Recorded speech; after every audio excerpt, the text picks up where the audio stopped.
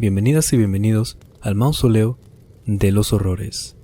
En este espacio del canal estaremos repasando las leyendas más conocidas y unas no tantas de toda Latinoamérica, esperando que puedan aportarnos en la sección de comentarios su opinión, datos que tengan y que no hayamos mencionado, correcciones a la historia o todo lo que gusten comentar relacionado a la misma.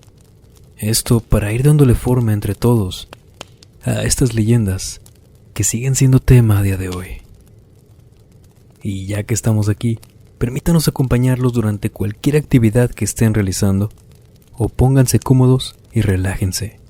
Vamos a desconectarnos del estrés y de la prisa del mundo exterior por un rato, y mejor, acompáñenos con la bebida de su preferencia, en esta ocasión a Zacatecas, México, para una leyenda más. Pero antes de comenzar con el video del día de hoy, me gustaría preguntarles sobre los videos de los viernes de leyendas.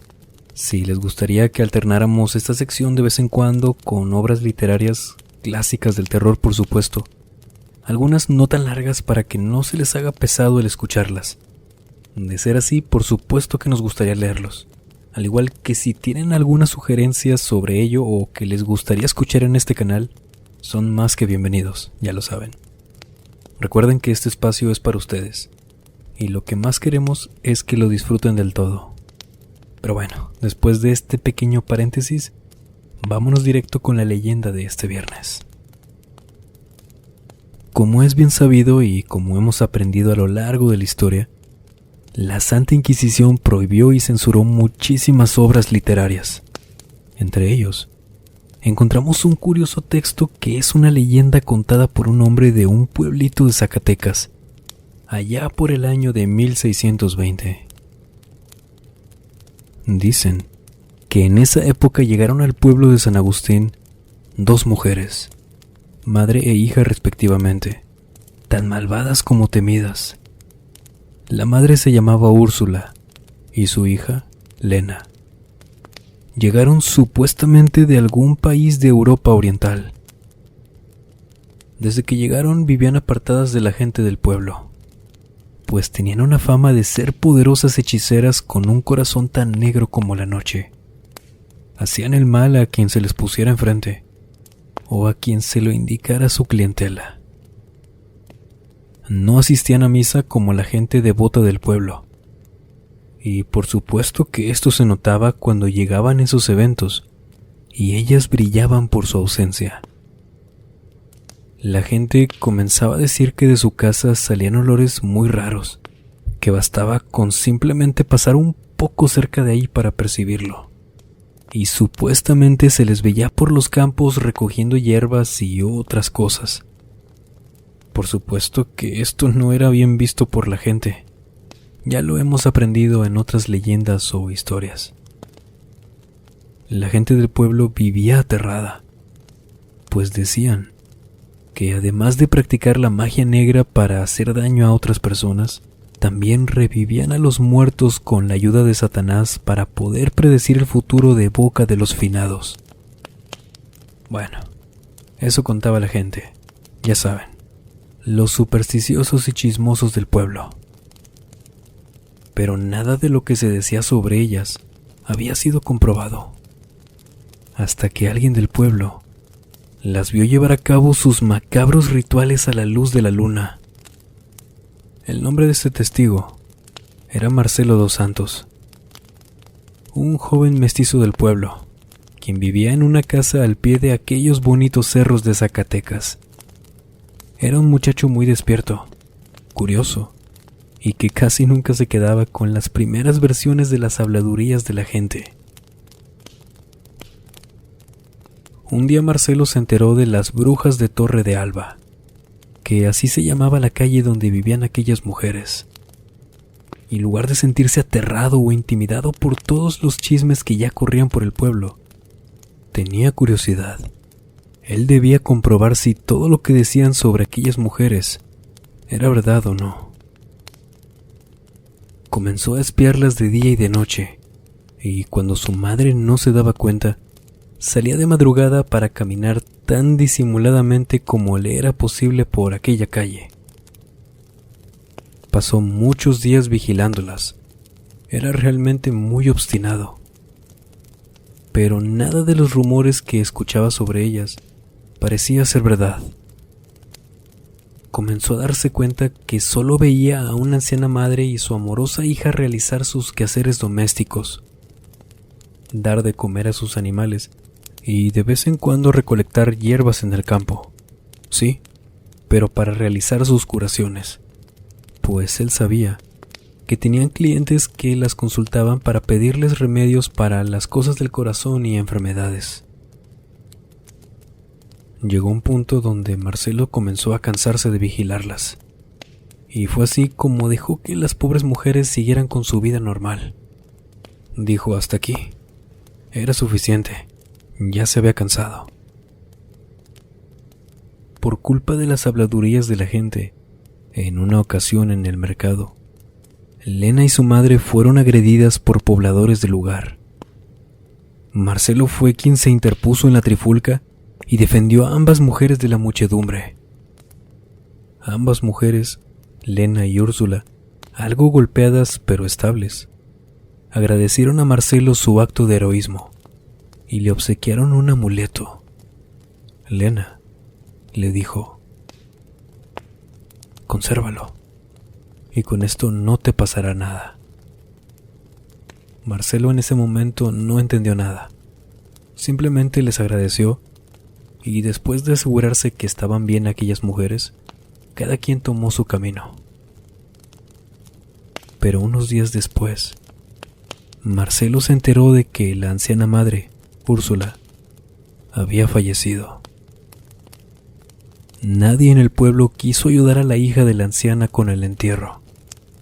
Incluso aquel sacerdote del pueblo, quien simplemente se encerró en la iglesia después de advertirle a Lena que no estaría permitido enterrar a su madre en Tierra Santa.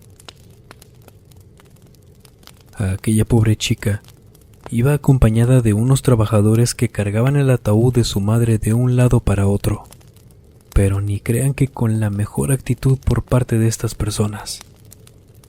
Y en esos momentos incluso Marcelo le ayudó a pesar de la negativa de su madre. Lena, triste y desesperada, buscaba un lugar para el eterno descanso de su madre, cuando se vio orillada luego de no tener más remedio que enterrarla en medio del monte. A ese triste y solitario momento, solo se unía la niebla que se esparcía a lo largo del monte y entre los árboles. Se quedó la hija completamente sola llorando por su madre, y a Marcelo le dio tanta tristeza ver eso. Pero se limitó simplemente a darle el pésame a la afligida hija.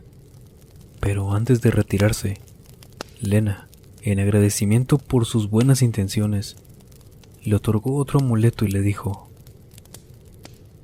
conserva esto, y no correrás peligro ni tú ni tu familia. Muchas gracias. Después de todo se retiró. Lena dejó de llorar y dio comienzo con las maldiciones. Marcelo se quedó un poco más de tiempo, pero no se imaginaba lo que vendría después. El muchacho se quedó escondido detrás de un árbol, mientras escuchaba con atención a Lena. La hija injuriaba al cura y a los habitantes del pueblo en general, con palabras de lo más horribles. Duras expresiones, blasfemias y maldiciones de todo tipo salían de su boca como serpientes malignas. Todo iba de acorde con aquella pesada niebla que caía en el lugar. Marcelo sabía que solamente una bruja podía desear tanto mal a alguien, por lo que se fue corriendo a su casa asustado. No pudo dormir esa noche pensando en cada palabra de la hija. Al día siguiente, se propuso de nuevo observar a Lena para ver qué hacía. Llegando la noche, se dirigió directo a casa de la mujer y la observó de nuevo escondido detrás de unos árboles. Vio que salía de la casa llevando una bolsa. Lena, después de caminar un poco, llegó al monte donde estaba descansando su madre, seguida por Marcelo, por supuesto. Al llegar ahí, Ella sacó de la bolsa un libro muy grande. Marcelo observaba todo esto, mientras aquella mujer conjuraba unas oraciones en aparentemente latín. El pobre muchacho comenzaba a sentir un terror inaudito que se apoderaba de su cuerpo. Pero ahí seguía, al pendiente. Después, observaba cómo Elena comenzaba a escarbar la tierra para sacar el ataúd de su madre. Abrió la caja y vio cómo aquella anciana bruja se levantaba y abría los ojos que no eran más que cuencas vacías, profundas y oscuras, y de los cuales lo único que salían ahora eran gusanos.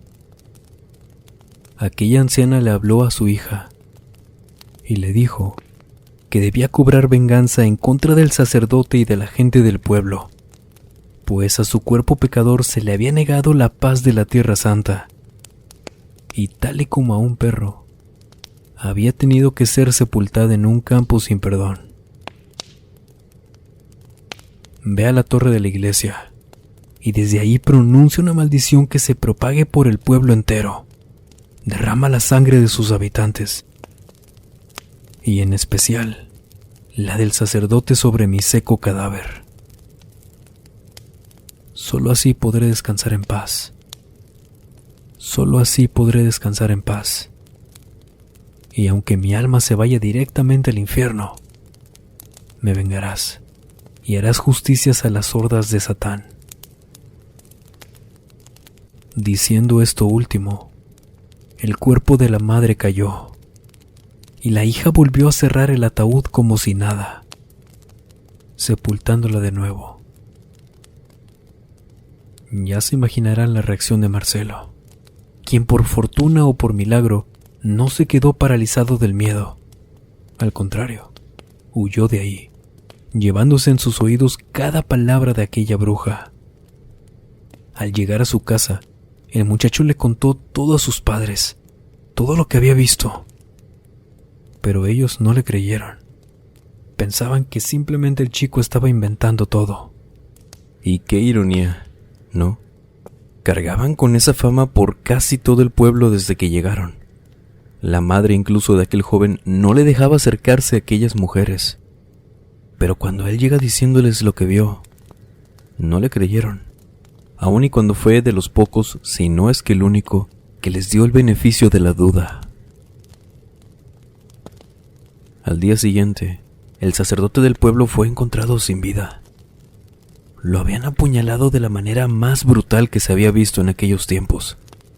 Y por más que las autoridades del pueblo estuvieran investigando e investigando, no encontraron algún culpable, o mínimo alguna pista que pudiera ayudarles. Nada. Marcelo, por su lado, seguía vigilando a la hija Elena, para averiguar si ella había sido la culpable del asesinato del padre. La siguió, y vio cómo volvía a desenterrar el ataúd de la bruja mayor. Al abrirlo, la hija vertió sobre la anciana una botella que contenía lo que a lo lejos parecía ser sangre. Marcelo se horrorizó al pensar que se trataba de la del sacerdote, pero poco pudo hacer más que observar aquello. Y después de eso, las tragedias en el pueblo comenzaron. Fallecimientos de niños, sequías, inundaciones, enfermedades como la viruela, la peste y la tuberculosis asolaron a toda la población. Marcelo solo veía cómo la perversa bruja Elena vertía una y otra vez cada noche la sangre de los habitantes del pueblo sobre el hambriento cadáver de su madre. Pero una noche, en una ocasión, podríamos decir que casi por accidente, alguien más aparte de Marcelo vio el macabro ritual de la hija y fue a denunciarla con el Santo Oficio. La gente enardecida fue hasta su casa para hacerla pagar por sus maldades. Pero ya era muy tarde. Ella ya se había esfumado. Y fueron entonces a ver la tumba en aquel monte de la madre bruja, pero ya no estaba. La maldición de las brujas se había cumplido. El pueblo y sus habitantes se hundieron en la tragedia total. Marcelo y sus padres se mudaron a la Ciudad de México lo antes posible. Claro, antes de que la maldición de aquellas brujas los alcanzaran. Y sabrá Dios qué destino les hubiera tocado.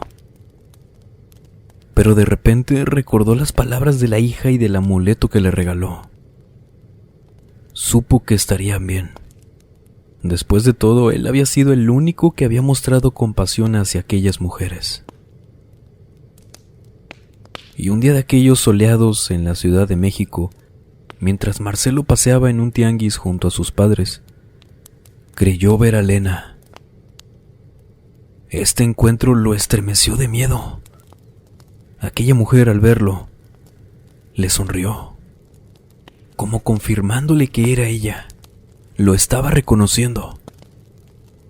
Pero lo más aterrador era que de la mano de Lena iba una mujer cubierta de una larga túnica negra, muy encorvada, y solo se alcanzaba a ver su mano llena de arrugas, con un color extraño, pero no supo describir bien qué tono era. Marcelo comenzó a seguirlas, entre toda la gente abriéndose paso, pero hubo un momento en que su madre le habló y, pues claro, él volteó para ver qué necesitaba y, al regresar la mirada, había perdido por completo el rastro de aquellas mujeres entre la multitud.